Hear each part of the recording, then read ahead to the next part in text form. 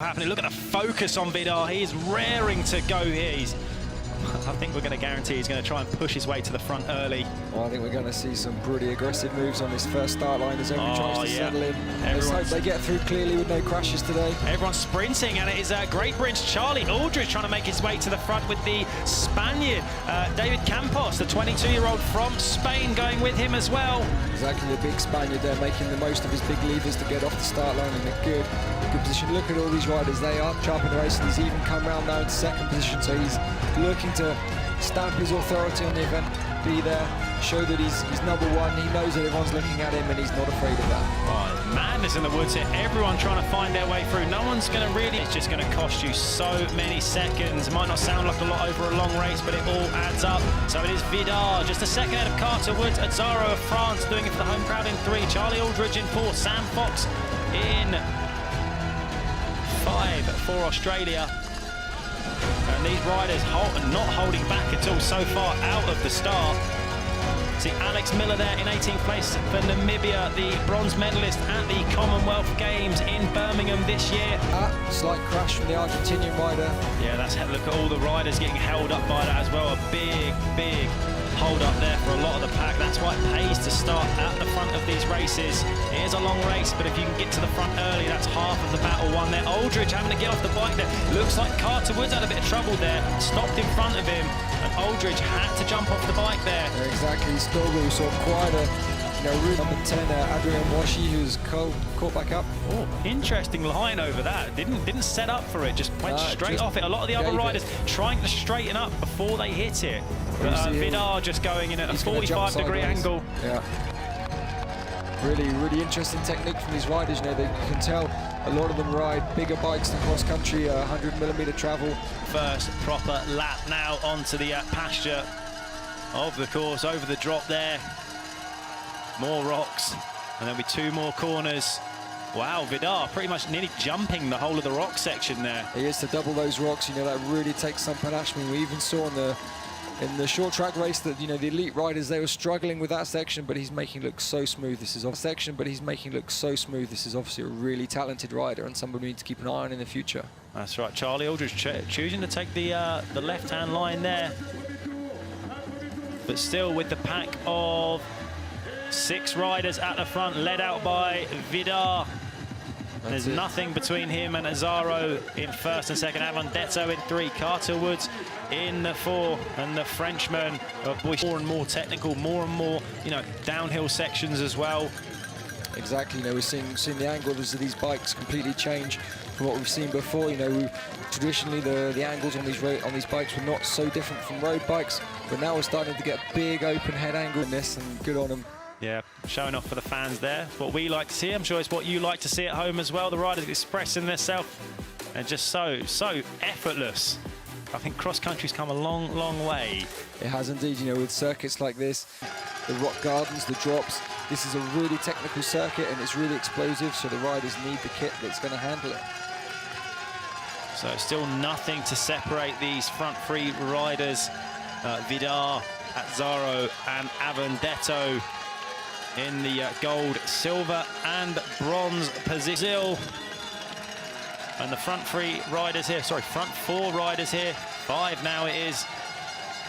But those front 3 just starting to pull away from Fontana and Riley in 5 and 6. We'll see the Italian rider putting a foot down there. That's going to cost them a couple of meters. That's going to be having to pick the bikes up over those rocks. So that's going to take some energy out of them, especially before that long straight as well. But the fact that there are now 2 of them in this group of 4, you know, teamwork can come into play. If these boys play it correctly, they play it smartly, you know, they can send a rider up the road, force the other 2 to do the effort to come back. Just have to see what the team orders are here. Yeah, that's right, and these riders won't be getting any instructions. Radio devices banned from teams to rider, so it will literally. And here we go. Here we have our favourite Vidar. He's decided that he's not happy with having the 2 Italian riders coming around him. He's put the hammer down, and he's also dropped our French rider that we have in there. Yeah, legs going away like pistons there of a car engine, really starting to push now. This could be a kick from him. He's going to put the pressure on the riders behind him. They're looking at him. They're thinking, wow, where's he going? I think this could break these riders behind him. Exactly. This is really hard for morale. This is where you have to except that the guy in front, you know, he's grown a set of wings, he's taken off, you know, he's put, what, a good 10, maybe even more seconds into them just since the finish line alone. That climb really steep, up to 17% gradient on that fire road there. Anna in fourth, you know, they're going to have to get over the fact that the lead is now taken off. So what's their choice? Do they sort of hold their effort, work together, and then come back at him later on? Or do they try and go with this big effort? I think, you know, we can see here they've decided to play safe for the moment. You know, it's quite a bet to take off so early, but, you know, he looks smooth, he looks powerful. Very resemblance of a certain Nino Schurter, I think, as he's going through, not just the Scott bike that he's on, but, you know, you can see his aggression and his technique as well. And let's see how he builds through this event in the coming laps. So we've got a 16-second gap. That's phenomenal in just one climb. Yeah, in just one sector of this course, he's pulled out 16 seconds, and it looks like he's going to pull some more time out. You can just Simone Avondetto of Italy in 3, still the man with the number 1 on his back. Martin Vidar of Chile, the pre-race favourite. He's using all of his skill to spend no effort whatsoever through those rock gardens. You know, he's hitting the first rocks, he's trying to gap them. He's not pedaling through, he's using his speeds. That shows fantastic technique from the Chilean rider up in front. I'll tell you what, Azzaro not dropping his seat post well. You see it just come up and hit him over the rocks there. That will have him a little bit of a fright, I'm sure. He's just checking to have a look where he is, Vidar. Let's see what the time gap is here over the line. I'm pretty sure we're going to pull back a little bit more time again. Yeah, oh no, it's going to be 12 seconds again, so still around the same pace. See the Canadian Carter Woods has fallen back some in this race, as has David Campos as well, the big Spaniard with the number 5 plate. It's still Vidar's race. Yeah, the brutal start to the circuit. You can see here the Italian Avondetto, he's come through on Azzaro. He's looking to put the power down, and look, they're bridging the gap back up. This is what I meant earlier. Has Vidar gone too early here? I don't know. It's going to be interesting to see how he reacts to this, but obviously it's going to be a coup to his morale. You know, he's taken off in front. He's looked to impose his domination as he's done all year, being world champion and all his World Cup wins. And now, you know, it's not worked. These guys have come back to him. Yeah, could this be more mind game though? Could he be just falling back a little, and then he's going to go for the same thing again, maybe a lap later? Or has he just emptied a bit of that tank just a bit too soon, and now he has to try and maybe reserve some energy for the latter half of this race? Exactly, time will tell, but you know, you can see here the small Italian rider. Sure, we can expect. Oh, he's ahead, he's ahead. He has. Oh, Avondetto has gone into the lead of this race for the first time here today. Vidar down to 2nd place. Is this part of the plan for Vidar? Maybe let Avondetto set the pace for a bit. Let him wear himself out, maybe. But he's staying on his back wheel here, is Vidar. Making it out through their entire career. So here is the move for the lead. Then Avondetto around the outside. Vidar still staying with him, though. Is Avondetto going to try and maybe pull away now? Avondetto, what he'll do now is he's got back on, but he's got back on right in the technical woods. So we saw he made the difference on the steep climb. You know, they're going to ride together down through the woods, and I'm pretty sure that as soon as it goes back up this next steep fire road climb, if he has anything on those legs, he's going to try and make Vidar pay for his efforts earlier. Yeah, it looked like he was just closing that gap then, so they're right on top of each other. The problem Vidar's going to have now is not going to have his... Avondetto going to take it on. But... Oh, wow, taking separate lines here, and it worked better for Avondetto. But let's see, I'm pretty sure that Vidar, he's not going to give Avondetto any help whatsoever. You know, the guy, he's bridged back across to him. You're strong enough to catch me, okay. Will you show me that you can ride away from me then? That's right, all the mind later on as the Avondetto just starting to pull a few bike lengths ahead of Vidar now, the pre-race favourite. Could have an upset here on the cards. Oh, brilliant little bit of jibbing there from Avondetto, just popping the back wheel over, getting himself round that corner. Here comes the Frenchman, as we said just now. You know, he's not gone with that violent effort, so he's obviously a rider that prefers riding himself in. I'm pretty sure he's going to be very, very dangerous in lap 5 and 6 of this event. Yeah, he could come to fruition at the end of this race. Oh, Vidar, mistake from Vidar. Exactly. Oh, and a mistake as well. It looked like he just got caught out by Vidar's mistake and had to slow right down, lost his momentum and had to stall there. This is going to play right into the hands of Simone Avondetto, though.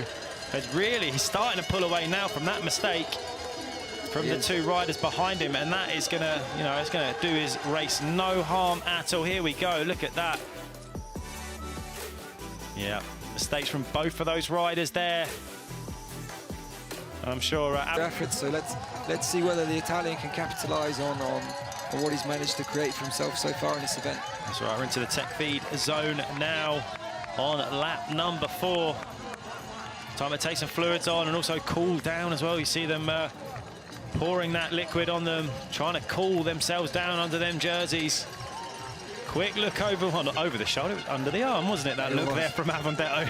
Looking over your shoulders, a bit too much effort at this state in the race. So yeah, we can see here that the pre-race favourite Vidar, he's starting to pay for that effort that he put in on lap 3 there, and the Italian rider pulling away, and even now the French rider himself of Azzaro is starting to drop Vidar. So his status of favourite, you know, he's not struggling to live up to that at this point in the race, but we do have 2.5 laps to go. So can Avondetto hold this pace here? Quickly looks over, looks down further down the course. Where is Vidar gone? Vidar back down to 3rd then. We've got Matis Azzaro is now up into 2nd, so it's paid off for these two, the Franco-Swiss riders here. Like you said, they played it clever, and it's worked out for them. They're now in 1 and 2 here with Vidar all the way down to 3rd place now. Indeed, the first 2 or 3 laps, Avondetto was playing a really smart race. He was letting everybody else do the efforts. He wasn't making the big top-end power accelerations to get back on. He was riding a gap between these front 3 and 4th place, so his race isn't over yet, not by a long stretch. Oh, and he's fallen 24 seconds back now as Vidar. As Avondetto just starting to pull away now, 11 seconds ahead of the 2nd place rider, Matis Azzaro of France. And just saw him climbing just now, Avondetto, and he really, you know. Yeah, he's not giving any. He's giving it all right now. You know, you can see coming into the feed zone here, a little bit of a drink. Finish zone, sorry. So Avondetto coming into the penultimate lap now. We're now on lap 5 of 6 here in Leger. 3/4 of an hour into this race here, and the crowd getting behind that rider there. Matis Azzaro going over the line, and here comes Vidar. Not looking very punchy out of that final corner at all, you have to say. He's used a lot of his energy to try and impose on the race at the beginning, but Avondetto and Azzaro, they weren't intimidated. They stuck to their game plan, and now it'll be to see, you know, the second half. Who's planned to attack, who's planned to keep a bit of energy. You do well where your weaknesses are. So we can see the French team member. He'll be relaying information to his rider there, running along with him. That looks like it's Julian Absalon. No, it's not Julian, because obviously all we have is Azzaro rides for Julian's team. For BMC Absolute Absalon, so this is a really strong rider, big future in front of him. We can just see the Italian rider going out of shot in the top left-hand corner. So we've lost a bit of... Oh, wow, a New Zealand rider there has had a puncture. Well, the whole wheel's blown out. So he could have cased one of the jumps there, and the wheels just exploded. Yeah, these wheels, they're really lightweight, they're really strong in... Yeah, they're not designed for square shocks, impacts. but as soon as, you know, if you land sideways, they're not designed for that. The unidirectional carbon fibre, if you land wrong, it will break. Yeah, and it could have happened many places on this course as well, maybe off one of the drops or one of the jumps, or even just hitting one of those rocks at the wrong angle. Exactly. Now we're on lap 5 of 6 now, so fatigue starts. Oh, definitely didn't hold anything back. Maybe could have done with holding a little bit back for the last couple of laps of this race, because he's really starting to blow up now. Azzaro now, the gap to 18 seconds back.